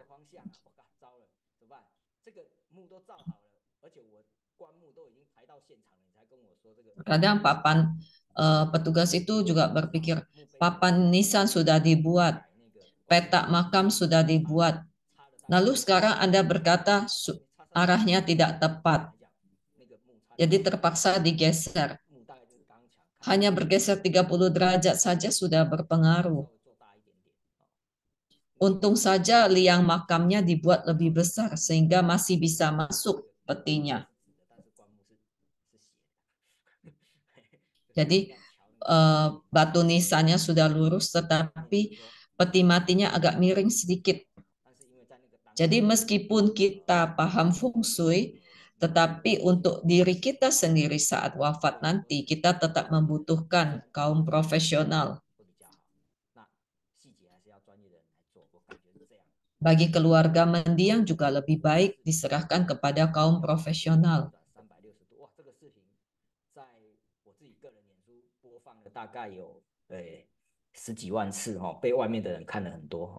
Sebentar kita lihat video.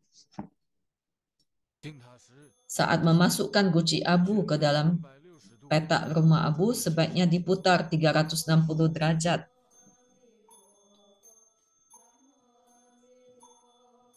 Tujuannya adalah untuk membuyarkan energi negatif.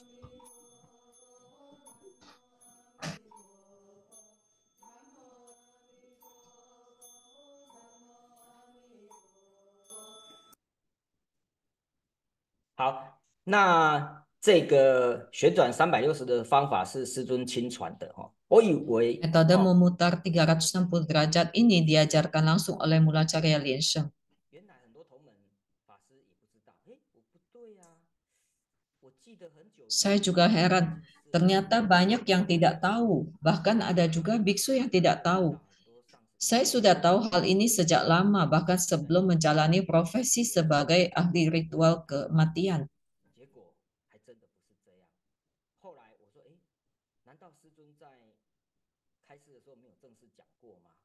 我就一直问嘛，就还真的没有哎。 Saya berpikir apakah Mulacarya Liensheng tidak mengatakannya langsung dalam Dharma Desana. 排列的上师，然后上师去请示师尊，然后师尊就好像没有公开讲这件事情，然后就从此之后就是都旋转360度。 Ternyata hal ini memang tidak diungkapkan secara luas. 做法哦，就 Hal ini dikatakan secun kepada seorang acarya yang bertanya. 如果我们 Tapi metode ini perlahan-lahan mulai diketahui oleh banyak pihak, banyak siswa. 方位种种原因方位错误了，或是不管怎么样，我们旋转360度。 Jadi jika ada kesalahan dalam penempatan atau pembuatan ataupun arah dari petak abu ini, dengan memutar guci abu 360 derajat saat memasukkannya, maka dapat membuyarkan semua energi perusak atau energi negatif di lokasi itu.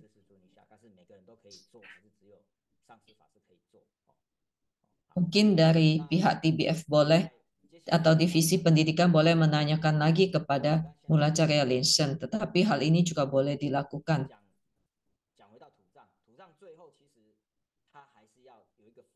Lalu sekarang kita kembali kepada pemakaman. Ada istilah futu atau berlutut. Jadi untuk pemakaman memang banyak sekali ritualnya, banyak sekali tradisinya. Saat keluarga mendiang berdiri atau berlutut di samping batu nisan, taruh segenggam tanah. Ini juga biasanya kita sebagai petugas pemakaman juga melakukannya, meskipun kita bukan anggota keluarga. Jadi kita menaruh segenggam tanah di ujung pakaian duka. Lalu setelah peti mati masuk dalam liang makam, kita taburkan tanah itu di atas peti mati. Kemudian ada juga fangcuan atau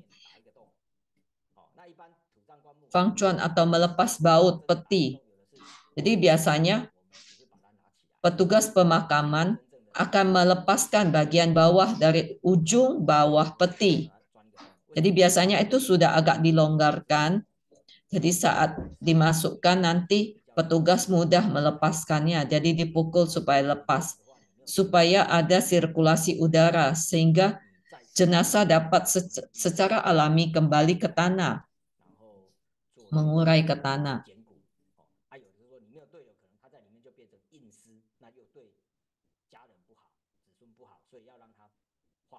Karena jika sampai 2-3 tahun pun masih belum mengurai, bisa jadi jenazahnya itu menjadi mayat hidup dan itu akan membuat efek yang tidak baik bagi pihak keluarga. Jadi jenazah sebaiknya segera mengurai kembali ke tanah. Kemudian ada lagi tradisi tianzu atau inisiasi. Jadi pihak keluarga mendiang memohon ahli feng shui atau biksu untuk memberi inisiasi atau kaikwang pada papan arwah.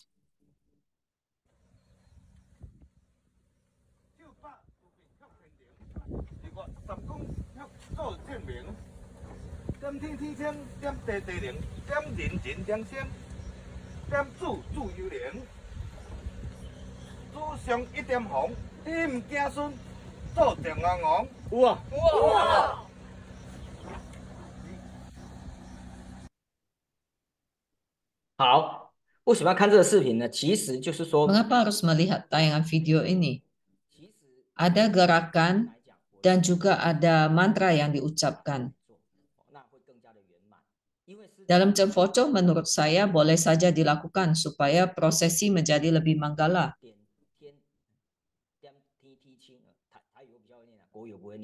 点天天星，点地地灵，点灵灵点星。哦， Jadi biasanya di Taiwan melafalkan mantra itu dalam bahasa Hokkien.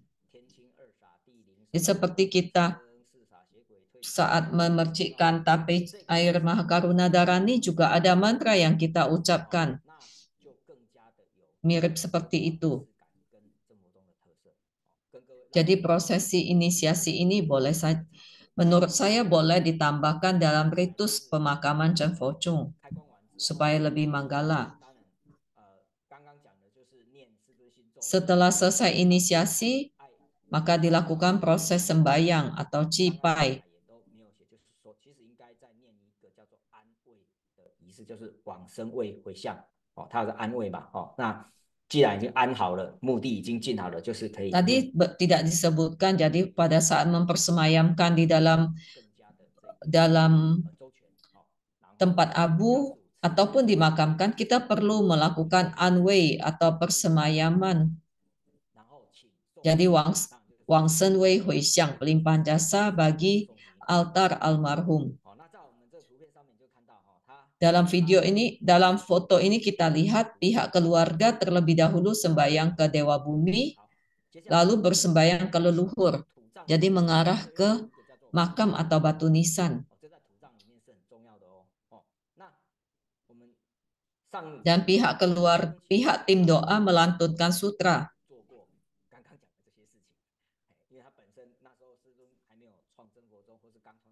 Di dalam ritus persemayaman pemakaman ini juga ada yang disebut hulung atau memanggil naga. Dulu Mulacarya Lenshen juga merupakan guru feng shui. Dalam buku karya Dharma Raja Lenshen ke-43 juga disebut tentang metode ini. Ada metode memanggil naga dan menunggang naga. Dalam buku ke-43, Telusuri Kegaiban Energi Bumi, ada artikel memanggil naga dan menunggang naga. Karena Cemfoco merupakan sekte yang menggabungkan Tantra, Mahayana, dan Taoisme.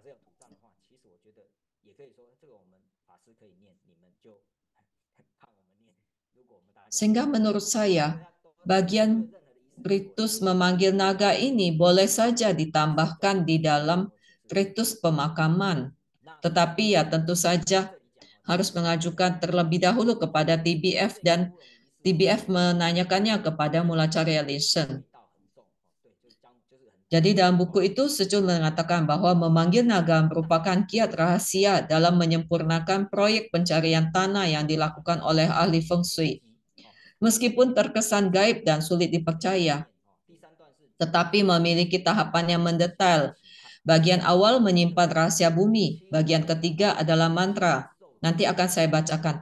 Bagian keempat dan kelima adalah harapan hati semua orang. Oleh sebab itu, metode ini khusus dicatat dalam aliran Taoisme Qingzhen dan ditransmisikan langsung secara lisan kepada siswa yang berbakat tinggi. Mantranya ini biasanya dibacakan dalam bahasa Hokkien. Sesiung suci ini saya mencoba untuk menerjemahkan, semoga bisa mendapatkan gambaran. Jiu Tianxuan dan Huang Shigong, 5 elemen dan 8 diagram. Para sesepuh muncul dari yin yang. Yang berputar dari sisi kiri. Yin berputar dari sisi kanan. Apabila memahami metode yin yang, takkan kesulitan menemukan lokasi di bumi.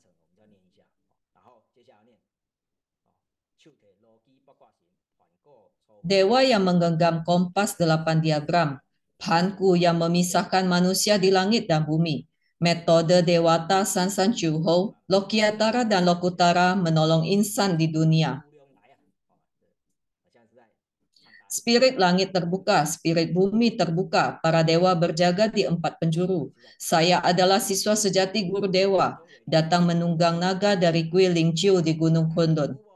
Saat yang manggala, tiada rintangan, batang langit ke-7, tangan menggoyang kompas, 24 arah tampak, tangan menggoyang kompas, 20 arah bercahaya. Susah 24 arah bercahaya. Susaku di sisi depan, keturunan mendapat kejayaan. Genbu di sisi belakang, kediaman tentram. Seriu di sisi kiri, rezeki tiba. Biako di sisi kanan, keluarga jaya. Kemakmuran tiba, keluarga kaya raya. Kuda tiba, anak cucu jaya. Taburan pertama ke arah timur Ciai, elemen kayu, anak cucu mendapatkan kebahagiaan. Taburan kedua ke arah selatan, Pingting, elemen api, anak cucu mendapatkan tahta. Taburan ketiga ke arah barat, Kengsin, elemen logam, anak cucu mendapatkan harta berlimpah. Taburan keempat ke arah utara, Zhenkui, elemen air, anak cucu mendapatkan kemakmuran. Taburan kelima ke arah tengah, anak cucu mendapatkan segala kemuliaan.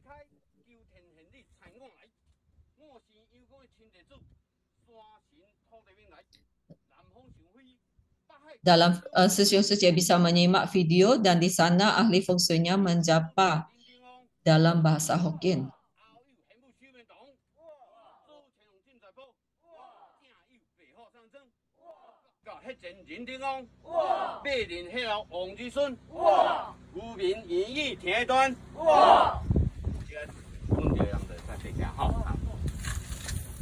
水丁贵族学船，哇！发起人丁千万口，哇！大力宝黄岩，一水和出现，头壳背金亮，哇！丁科吉日早，哇！那你叫摆对啦，哈。家族酒庄部，上房先问好，哇！代代相互贵，哇！男人18號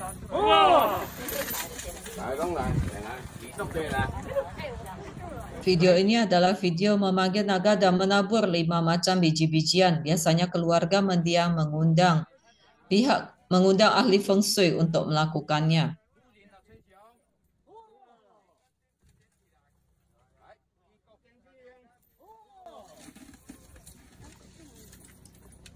因为时间关系，我们可以播放下一段视频吗？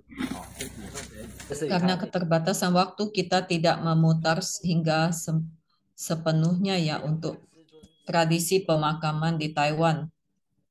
Selanjutnya kita melihat video bagaimana Mahaguru melakukan tahap memanggil naga.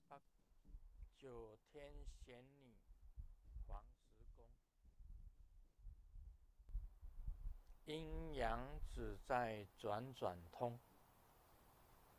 阳从右边转过来，阴从左边转通。有人识得大地法，何愁大地不相逢？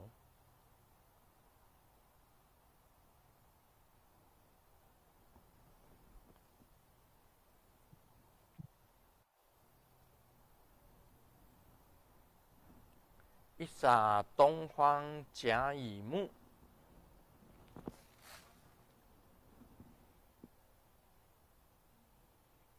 二撒西方庚申金，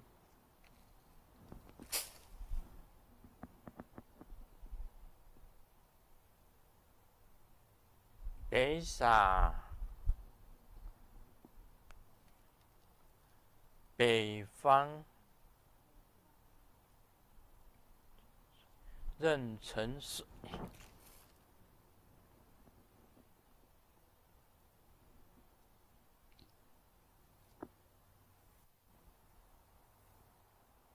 南撒南方丙丁火，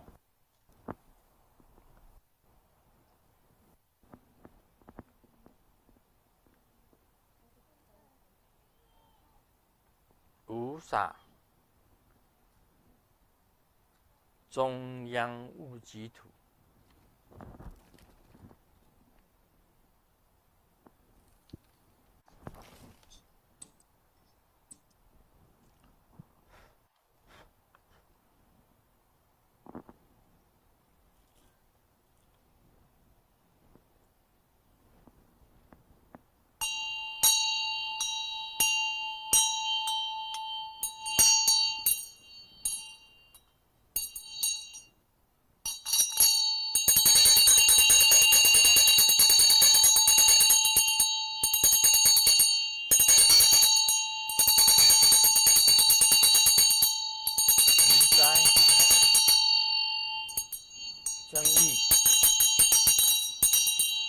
降伏、敬爱、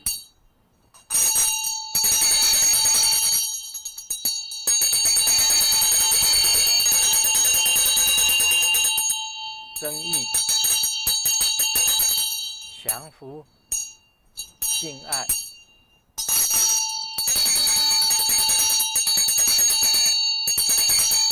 息灾、增益、降伏、敬爱。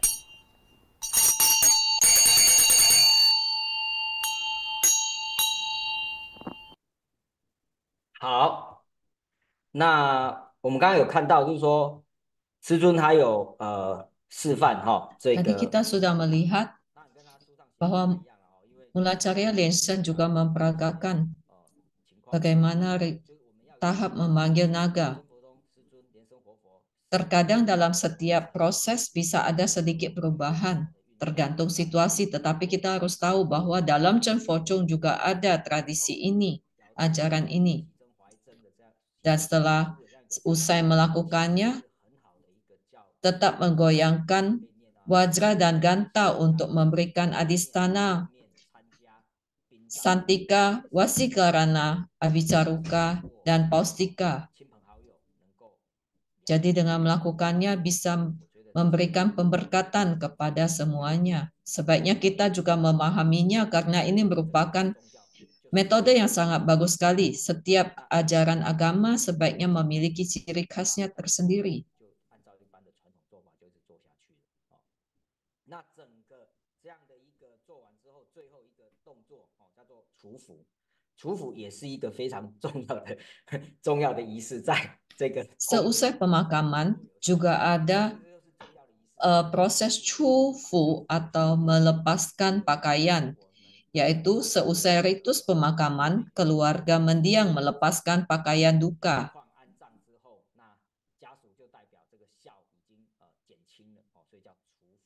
Jadi setelah selesai dimakamkan, pertanda bahwa prosesi bakti ini sudah selesai. Jadi pakaian bakti atau pakaian duka itu dilepaskan.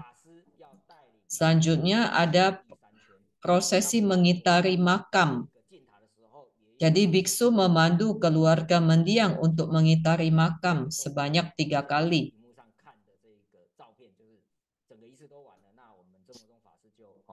Seusai ini, maka selesailah semua ritual atau ritus pemakaman.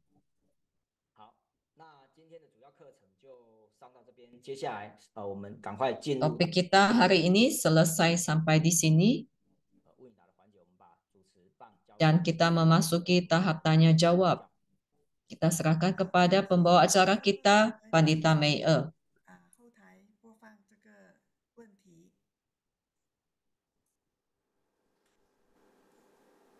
好，第一个问答说，请问你说如果对亡者持咒、念佛、修法之类的，一定要念出 Pertanyaan pertama, apabila ingin melafalkan sutra atau merapal mantra bagi atau nama agung Buddha bagi mendiang, apakah harus keluar suara? Apakah boleh tidak usah keluar suara? Apakah mendiang bisa mendengarnya? Untuk pertanyaan ini, kalau menurut saya tetap boleh karena pasti bisa mendengarnya. Tetapi kemudian saya berpikir lagi.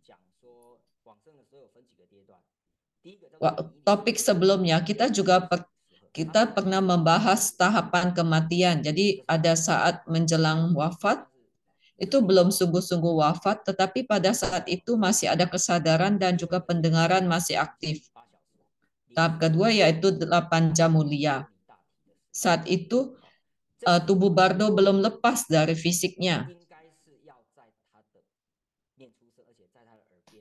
Dan saat itu kita sebaiknya merapal mantra atau nama Buddha di telinganya dengan lembut dan kita mengingatkannya untuk selalu mengikuti penjapaan mantra dan nama Buddha. Saat itu mungkin ia belum sungguh-sungguh, belum sepenuhnya menjadi tubuh Bardo. Selama 8 jam mulia kita harus berbisik di telinganya. 那你帮我安排助念，我们就要很紧张的赶快找法师、找上师，甚至我们自己半夜都要出门赶到亡者的旁边，带领家属一起念。 Terkadang terjadi kematian di malam hari, kita juga harus lekas tiba di rumah keluarga mendiang untuk membantu penjapaan, membantu doa pada 8 jam mulia. Ini juga yang disebut dengan Bardo Todol. Jadi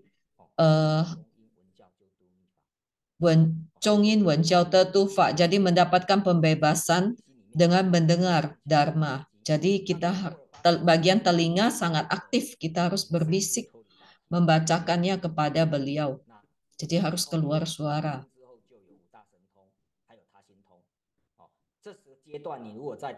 Setelah menjadi tubuh bardo, memang arwah bisa memiliki kemampuan untuk mendengarkan dan memahami hati.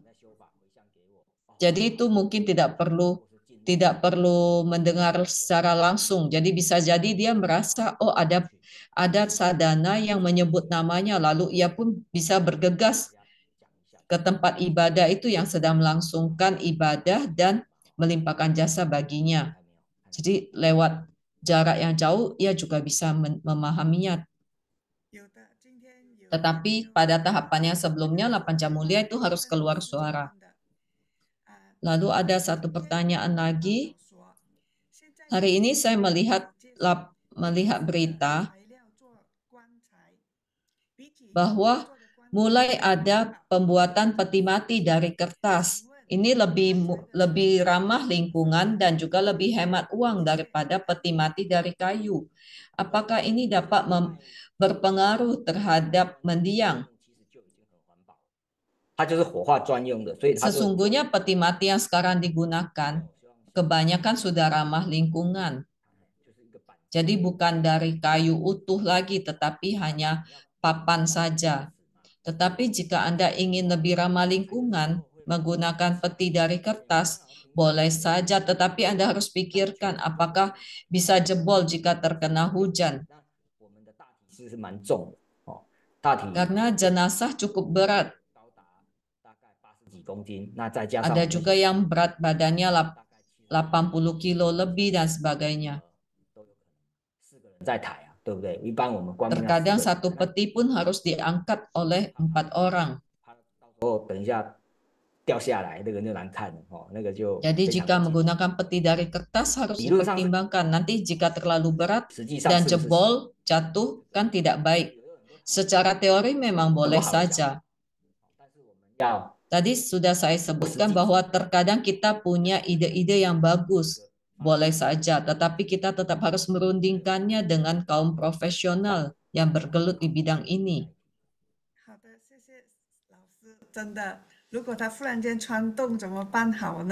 Tentu saja bagus idenya, tetapi kalau tahu-tahu ada bolong di petinya karena dari kertas, akan sangat tidak baik.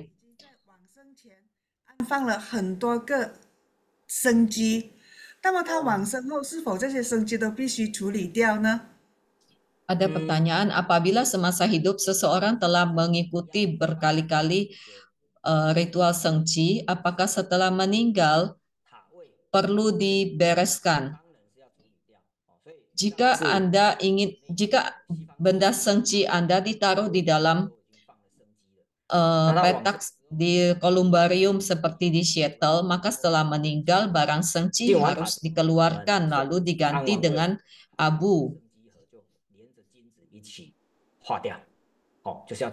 Lalu barang sengci akan dibakar bersama dengan kertas mulia.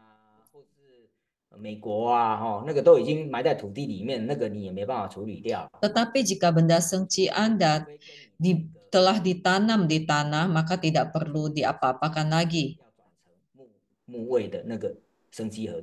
Tetapi jika benda sengci itu ditanam di liang makam atau petak abu, dan setelah itu akan kita gunakan, maka harus kita keluarkan. Pertanyaan selanjutnya,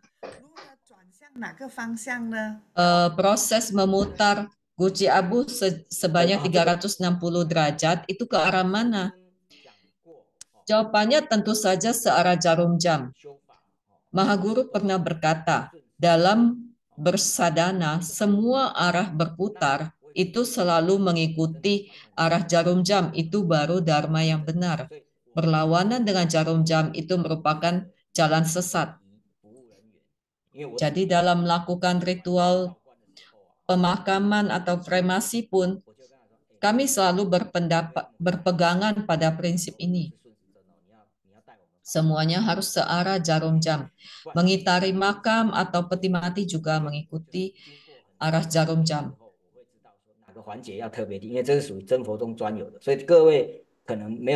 Ini hanya ada dalam Chen Fo Zhong. 所以我们是顺时针转，包括我们以后我会讲那个封关的时候，我们也是顺 Dan 时 kelak 针。 kalau saya membahas tentang bagaimana menutup peti, itu juga semuanya kita patokan arahnya selalu searah jarum jam. 最后多一个问题好吗？其他的就下个星期再回答。我们再来多一个问题。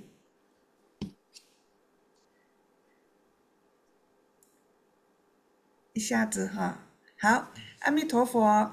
佛葬过程中如果没有土，可以用其他材料或不用土来盖棺木吗？如果可以用其他材料代替土，通常使用什么呢？ 哦，我觉得他误会了。我刚讲要土 Ada 那个是 pertanyaan jika pada proses kremasi bila tidak ada tanah apa boleh menggunakan media lain? Ini sepertinya yang bertanya sudah salah paham karena yang disebut menggunakan tanah tadi adalah pemakaman. Kremasi tidak membutuhkan tanah. 代表说我们这个家属得到这个封路 Pada 之神 proses 我们都会有 pemakaman ada menaburkan tanah dan biji-bijian. 所以土葬会有这些仪式，但是建塔目前没有所谓覆土的仪式哦。不过 Itu 道士 tujuannya untuk memberikan kemakmuran bagi anak cucu mendiang. 这个下一次我 Itu hanya ada dalam ritus pemakaman, tetapi untuk kremasi tidak ada.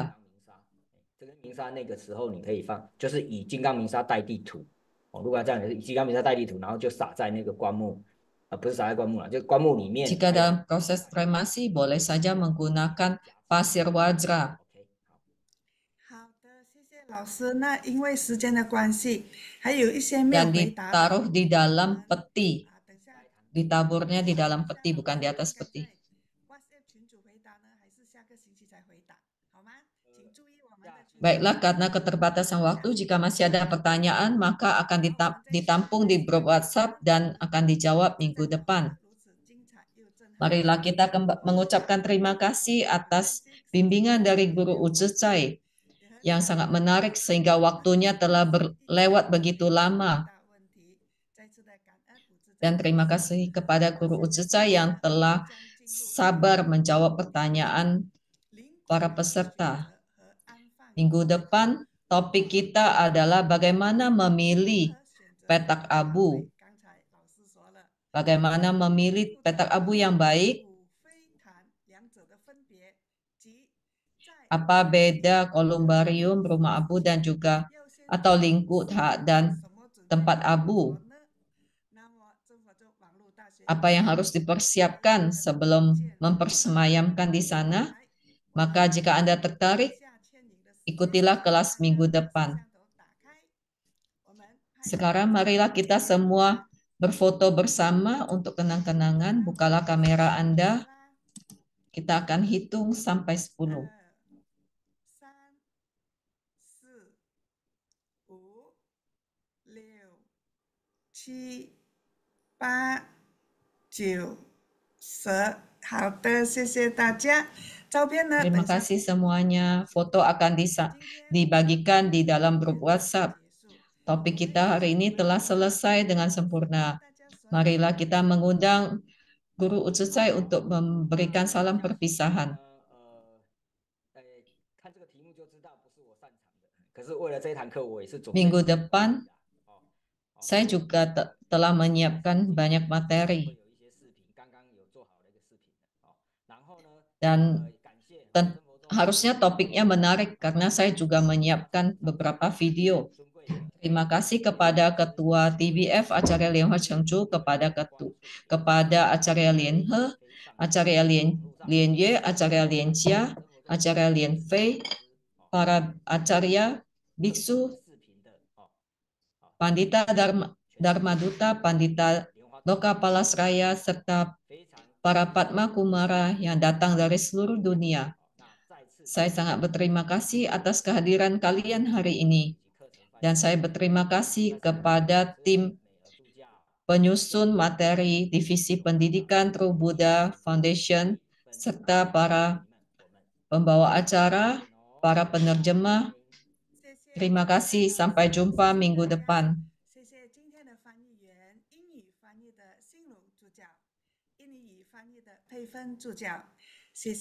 Terima kasih kepada Guru Utsuzai, kepada para penerjemah. Terima kasih kepada Acarya Lian Fei yang telah memimpin tim penerjemah bahasa Indonesia, dan Dharmacarya Lian Zhu yang membimbing tim penerjemah bahasa Inggris. Kepada tim back office, terima kasih, dan juga kepada semua peserta sekalian. Sampai jumpa minggu depan. 谢谢老师，谢谢上师，谢谢美儿助教，谢谢联合上谢谢讲师助教，谢谢联合上师，谢谢大家，谢谢师兄师姐，晚安，阿弥陀佛。谢谢感恩，拜拜。祝赞老师。